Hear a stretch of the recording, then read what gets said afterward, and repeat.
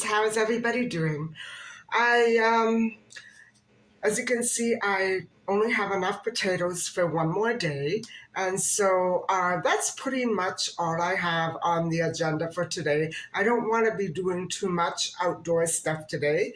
However, I think I will swing by and also pick up a couple of extra vegetables. And I have a friend's birthday that's coming up, so I'm going to look for something quick, and hopefully I'll be able to manage something thoughtful for this friend. And so I would like to just say that on the agenda for tonight, I'm not sure if I'm going to be continuing with the next part. In other words, I don't know if you've already seen part three of the Tory Stafford case or if you've only seen part two so far. I haven't decided what I'm going to upload first, but I'm planning to make some sort of baked pasta dish. So I need to buy some tofu and we'll see what I can come up with for tonight. I'm going to be lost without my regular pizza routine, but guys, I'm fed up with pizza and I put on quite a bit of weight. So I don't want to, go there right now. Of course, I'm going to be making more pizza in the future, but not so near future. Anyway, I guess I'll take you along with me. It's not much of a day out there, but you'll keep it interesting for me. Okay, I'll see you on the road.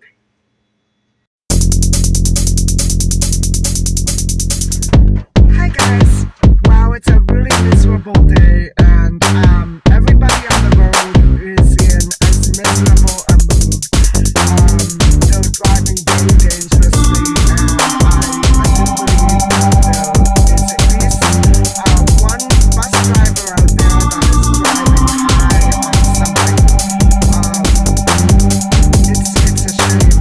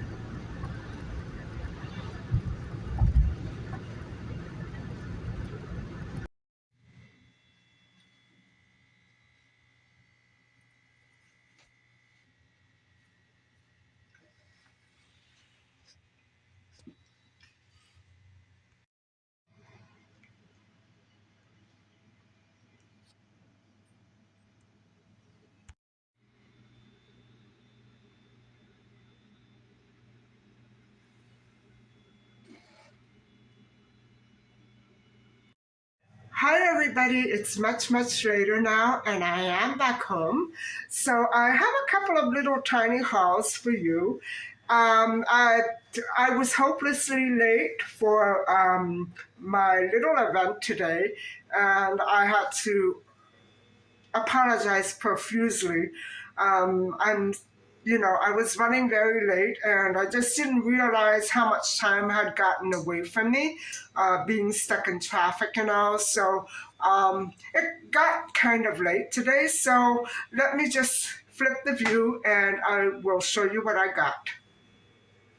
So this was my first stop. I just picked up a couple of my regular vegetables, but I didn't get the potatoes because this wasn't at Walmart, and I usually buy my potatoes at Walmart.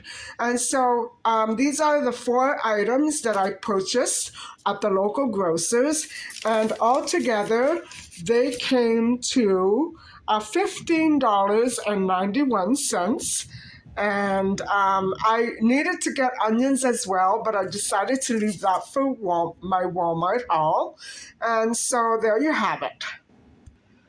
And guys, afterwards, I had tried to go to Walmart a couple of times, but it would have been a literal fight just to get in there because it was such a bad day all around.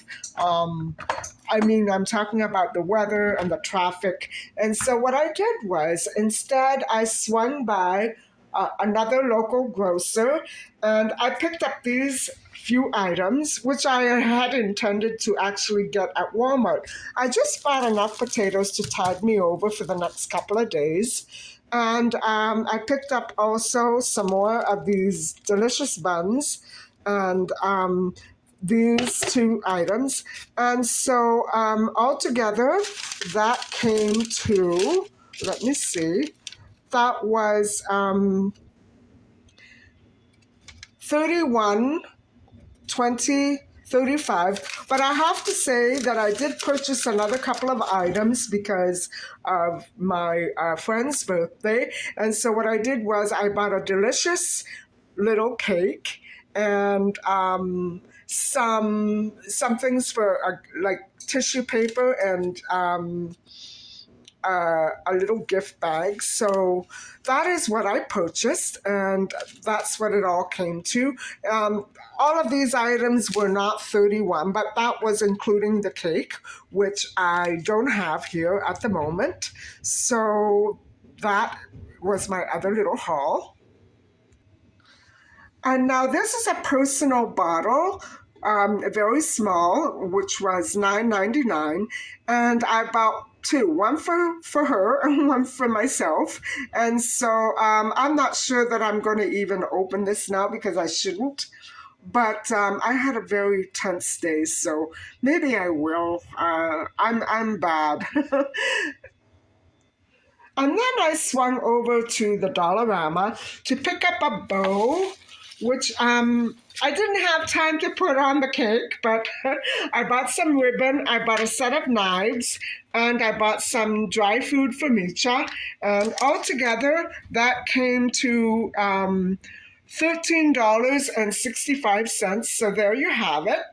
And that's my haul. Those are my hauls for today.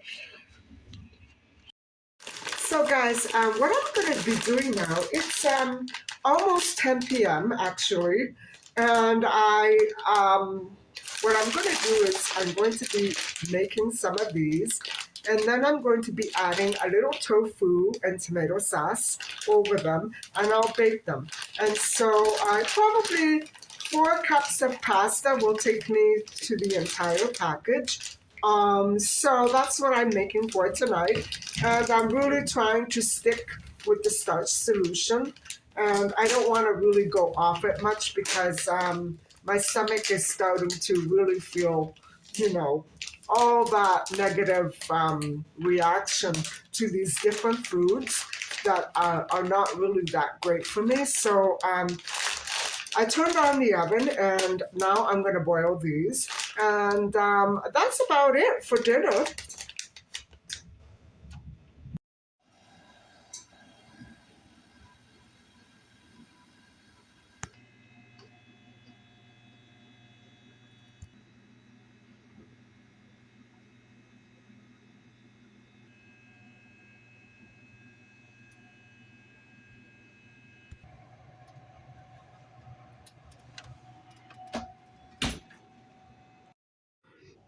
Hi, everybody. So I popped that into the oven, and it does have a very nice taste to it. But let's face it, it's not pizza. And I'm going to have to try to get used to going the whole weekend without pizza from now on until, well, maybe until, let me say, maybe the summer or at least the spring. I can't think that far ahead right now. I really need to start disciplining myself more with food that I eat. And so now that I am back on the starch solution, um, I'm just trying to wait it out and see how long I can go without giving in to my cravings again. But to tell you the truth, I haven't had very many cravings at all this week. And I did have a stressful day. And so I bought some pretzels, and hopefully that will tide me over. I've been having dry popcorn. Um, and it's been much better than what I've been recently used to. So let's hope that this will go much better and that I get my health back on track and maybe get rid of some of this weight. I know that I did lose some water because I got up 4 or 5 times last night and the night before in the middle of the night, which is not very typical for me. But so I know that I have lost some water, but I think that's about it. We'll have to see if I can, manage to push off some more weight.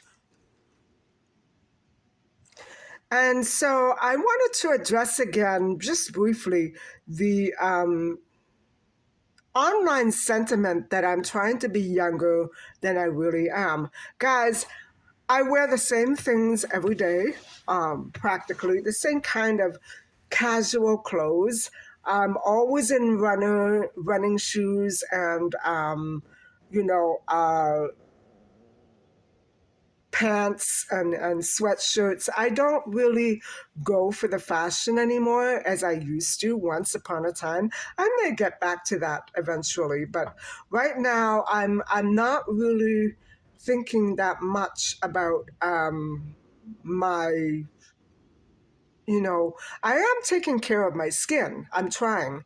And I know that the starch solution did dry out my skin quite an awful lot. And I've noticed more wrinkles. And as I do every year, but is nothing, um, nothing of a crisis. I'm used to that. And so, you know what I'm saying? I'm not doing anything or dressing in a way that makes me look younger, or I'm barely wearing any makeup at all. As a matter of fact, I think I look much, much more ancient when I do wear makeup, but sometimes when I'm trying out tutorials online, I will put the makeup on just to see if it turns out, and usually pretty much it doesn't. I don't like the look of being made up, and it just doesn't suit me. And so I don't know where that sentiment is coming from. As you can see, this is me. Um, I don't understand it, guys. Why anybody would be as mean as that to start a rumor that I'm trying to be what? A teenager? A little girl? No, I am in my 60s, and so I'm going to stick with that. And if you don't like the way I look, or if you don't think that I'm being honest or upfront, that's fine. You're entitled to your opinion, but unless you see my birth certificate, do not spread rumors online that, or I'm not trying to be younger than I am. I'm not doing anything. I'm merely taking care of my skin, and I'm getting the dead skin off at least once a week. And I am using my machines to take that skin layer um, off one layer deeper than normal exfoliating would do.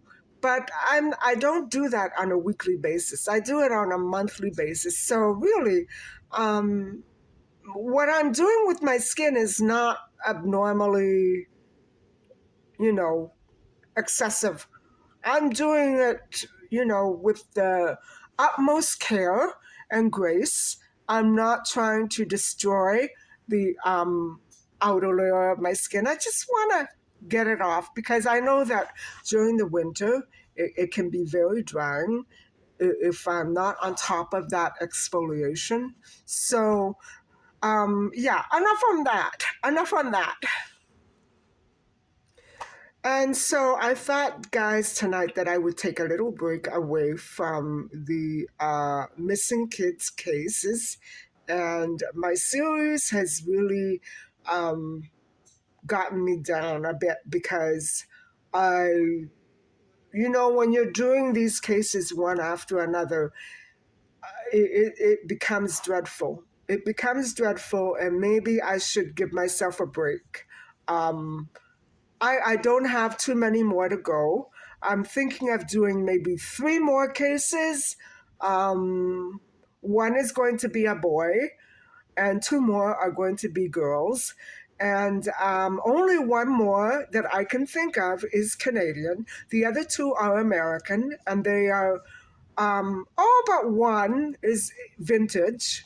They're all but one vintage. And so one happened recently. I'm debating still on whether or not I should do it because it doesn't go according to the normal, typical um, 3 month span of a missing child and then finding their remains. And so You know, I want to remind everybody out there that the motivation for this series launch was initially to commemorate the anniversary of, not in a happy way, of Maddie McCann's disappearance in 2007. She would be 20 today if she was still around. Indeed, we don't know if she is dead or alive. Of course, we have the highest hopes that she's still out there, having been well taken care of all these years that she's been missing from her biological family. And so, what I wanted to prepare people for is the very great big possibility that she may have ended up like many of these other children, of whom I've been reviewing, and that even though they're missing and you don't know where they may be at, um, there's always a great chance that that child who is who has disappeared may not be with us any longer.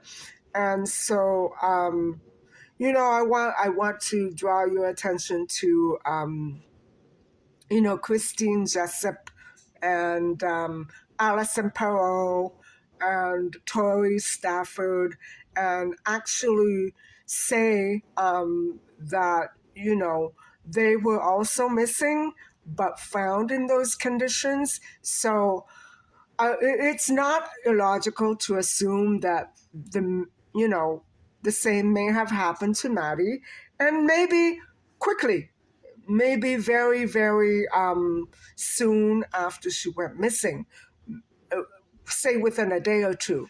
So I'm not saying that anything is for sure, guys. I think it's very tragic that a child with differences, um, not visible, but subtle differences, say, for instance, her coloboma, um, could have been targeted like that and snatched for reasons that cannot be anything to do with good. So I think that we should assume that, okay, she hasn't been found, but there's probably a very good chance that she's no longer with us. I'm rather inclined to think that she was snatched by a wonderfully wealthy family and is now living the high life, not knowing anything at all about who she is or where she came from or questioning her present whereabouts. But guys, realistically, it's very likely that she may no longer appear or materialize um, alive. And so I'm hoping that whatever happened to her, we'll find out because we have a right to know. It may be that the twins, her sibling twins, are, not going to be able to handle the truth, um, or the public for that matter. Whoever knows the truth about Maddie should come forward and confess and, yes, be put away if you have to, but think of all the, you know, uh, anxious and sad and tragically unhappy people that have been left behind because of this child's disappearance. I hope that somebody comes forward with information about her. And that's all I have to say about that. It's really unnerving to think that the same thing might have happened to me as a child or to any other child that I knew for that matter. Um, I used to hear during my childhood of children who took ill and passed away. Um, people in my school, people in the neighborhood, but never something as tragic as an abduction and murder.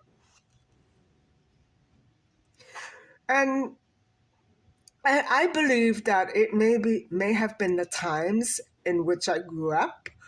Um, I grew up before the hitchhiking era.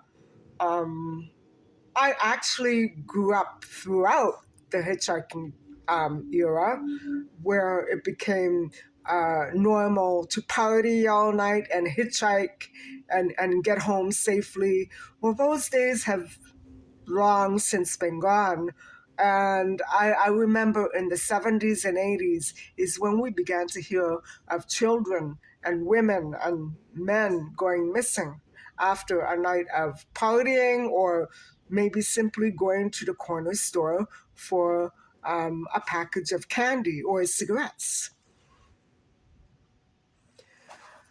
And, I did grow up practically living on the streets because my father's business was situated right in the heart of a bustling commercial center in the middle of a great many other stores and restaurants. And in those days, malls weren't such a great big thing, not as big a thing as they are now.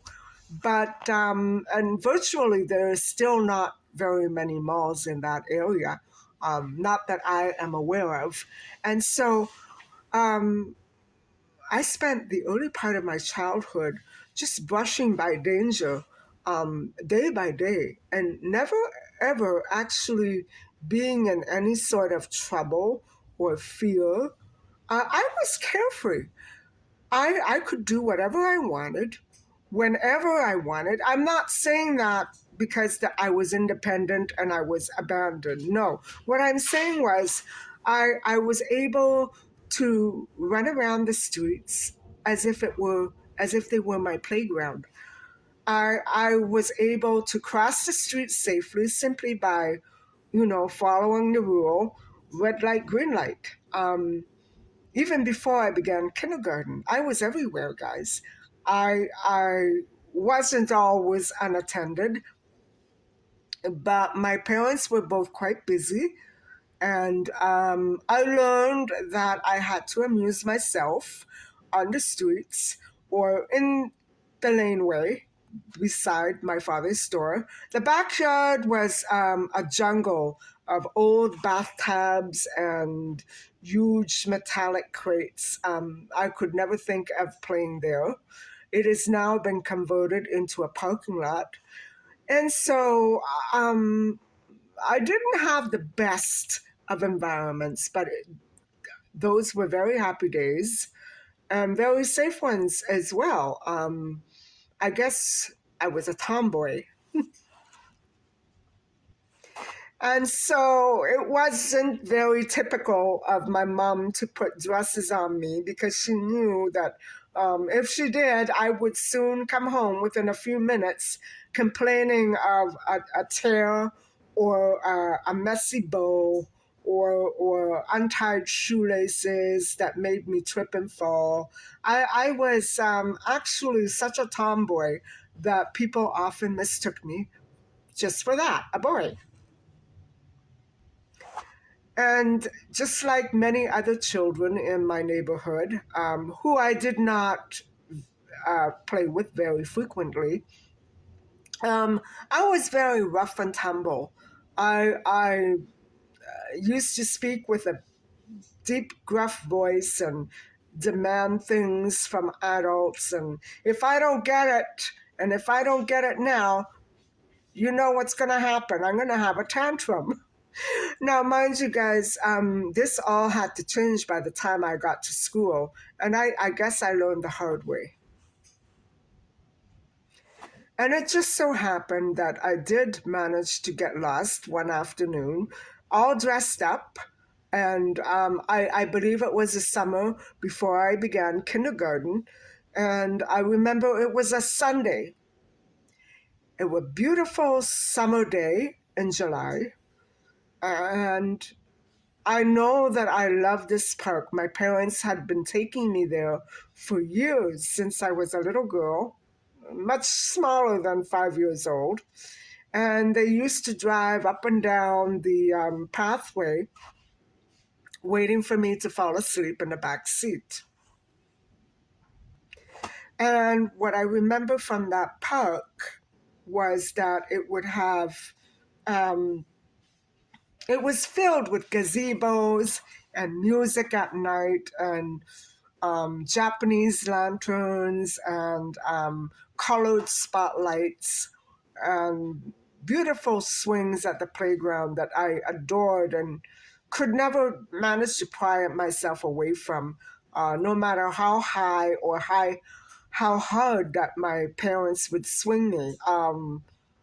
I love that park. And so it happened that, just so happened that one afternoon, um, the day that I was all dressed up with pointy shoes and ankle socks and a crinoline dress, I disappeared in that park right beside the maple leaf um, garden that was surrounded by trees and water fountains. Um, you know, those old cement pedestal type water fountains that people used to drink from. Well, they've since been shut down, but that is the first and foremost detail that I remember in my mind, racing for those water fountains every time I would get thirsty. And that day, it was very hot. And I remember running around while my father was filming everything that was going on. It was packed that day. It was packed, guys. The perfect day for a little girl to go missing. It was packed. And so I remember running ahead in front of my parents. My mother was behind me, and my father behind us filming. And suddenly I turned around and how could they? They had disappeared on me. How could they? And I didn't realize how far and how fast I had run. And, it never dawned on me to stop and turn around because by then, guys, I had lost my sense of direction. Everything looked the same. There were trees everywhere. There were gardens everywhere. There were trees everywhere. And in the lake, there were swans and ducks and little paddle boats and people, just overflowing everywhere. And I tried as carefully as I could to single out my mom and dad, who were very conspicuously dressed up. My dad in a suit, and my mom in a green dress with a stripe across here, a navy blue stripe. And she was wearing a wig that day, much the same style as that I have now. And her hair was quite long, but she was wearing a wig that day. And I never forget dark sunglasses, peeling the crowd, um, trying to find my mom in that green dress and dark sunglasses, or my dad in the suit and movie camera. I couldn't find them.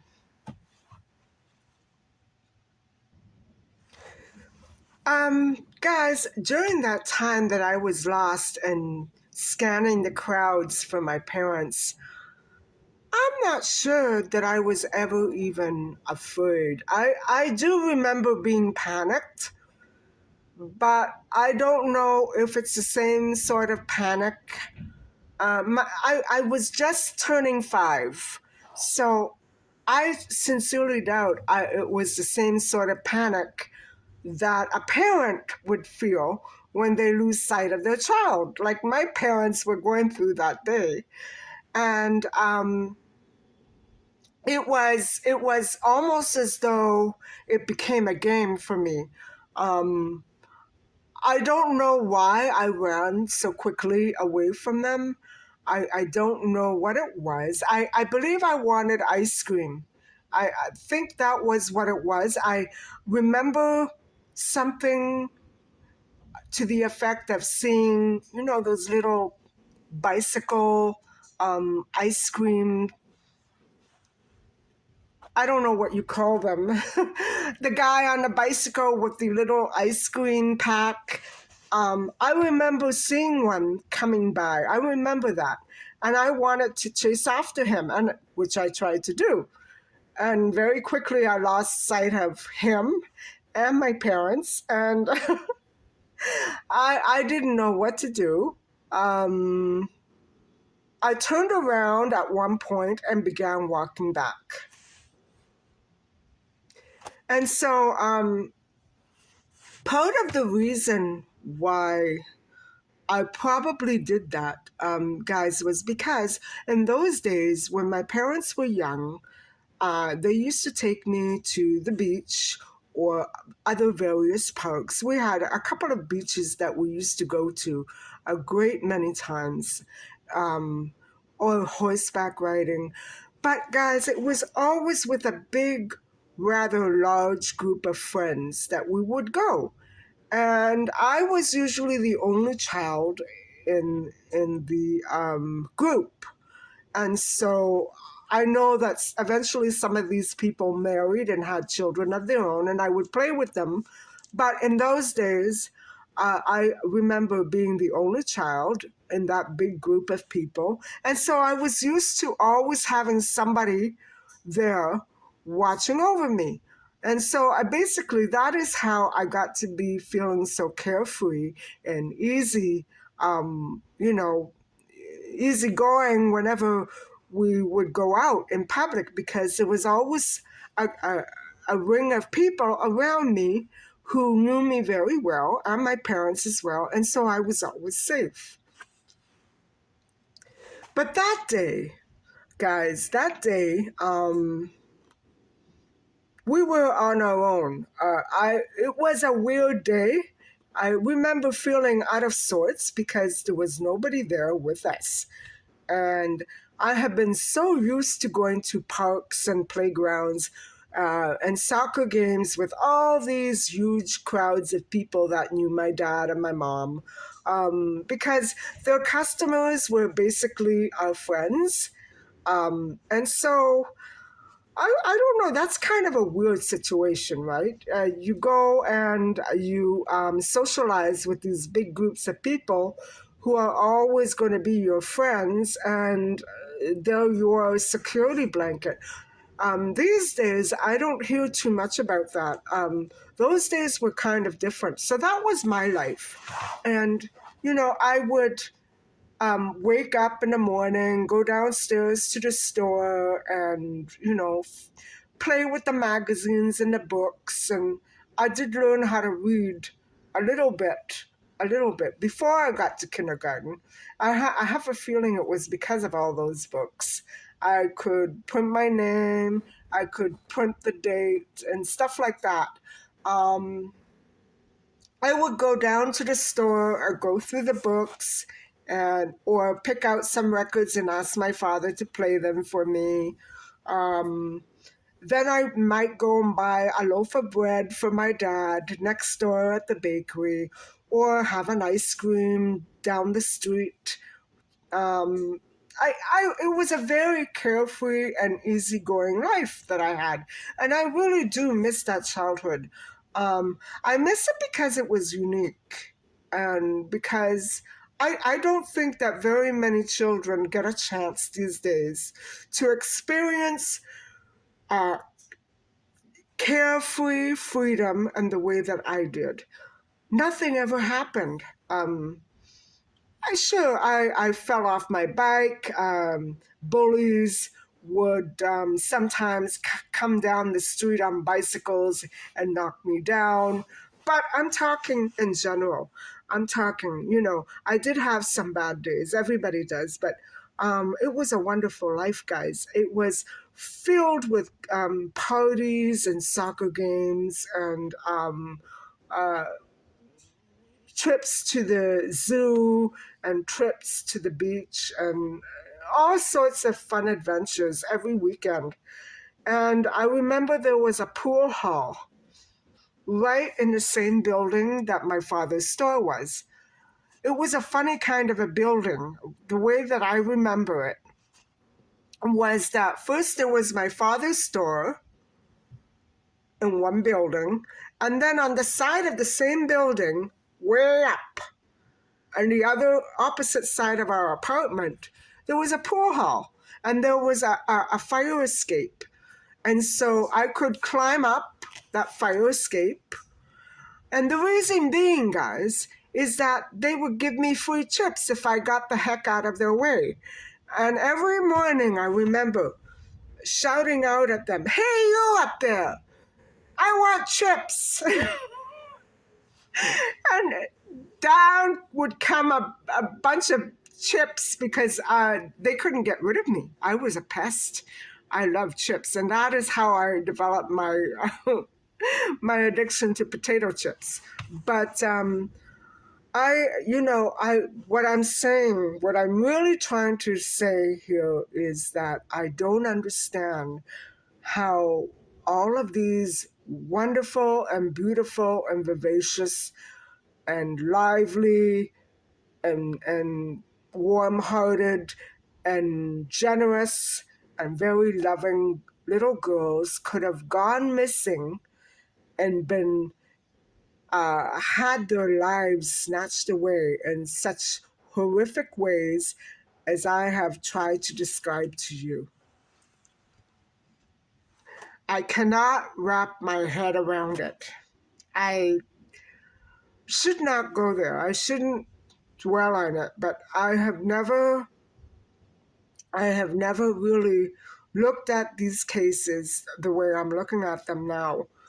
And, I'm feeling utterly as sorry for the victims as I do for the children that the perpetrators were once before.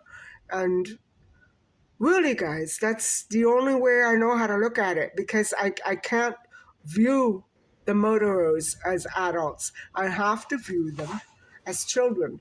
Children who never grew up, children who were badly abused, maybe who never knew their parents or met their parents and found out that they were rejected by their parents. I can't begin to imagine what they must have gone through to get there, to that point where they had to take their rage out on poor innocent victims. And in no way am I excusing that. I know that that's not so for every murderer, but this has to stop. We have to find a way to stop, to make it stop. Yes, they have to be taken off the streets, but we don't know how to rehabilitate these poor, badly abused souls. And yes, they do deserve some sort of sympathy and empathy.